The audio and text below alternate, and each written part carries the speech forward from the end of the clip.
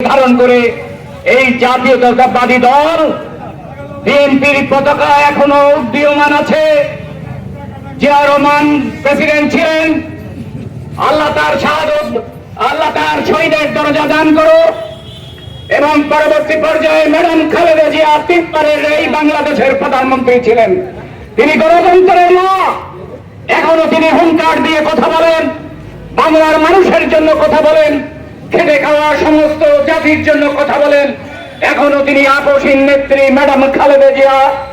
আর সেই দলের আজকে ৪৭তম জন্মবার্ষিকী, আজকে এই প্রতিষ্ঠা বার্ষিকী, ৪৭তম প্রতিষ্ঠা বার্ষিকীতে আমাদের প্রিয় নেতা সৈয়দ মেহেদী আহমেদ রুমী আজকে প্রধান অতিথি এখানে এসেছেন।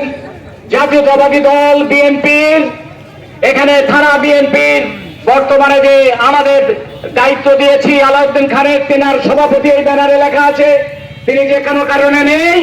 আজকের প্রধান অতিথি আমাদের মেহেদী রুমী সাহেব।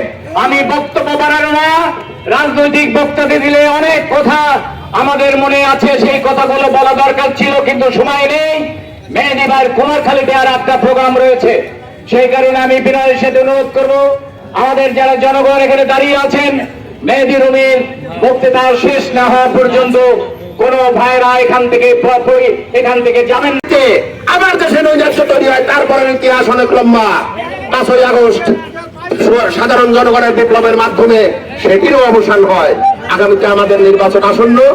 আমরা আজকে যারা এখানে উপস্থিত আছি বাংলাদেশ জাতীয়তাবাদী দল নেতাকর্মী, সকলের কাছে উদাত্ত আহ্বান থাকবে, দল মত নির্বিশেষে, কোন গ্রুপ নির্বিশেষে, ভাই ব্রাদার নির্বিশেষে, অমুক ভাই তমুক ভাই নির্বিশেষে সব মেয়েদের আবেদনের আজকে শক্তিশালী করার জন্য উপস্থিতি। আমাদের মেহেদী ভাইয়ের আরেকটি প্রোগ্রাম রয়েছে কুমারখালীতে, যে প্রোগ্রামটা উনি এখান থেকে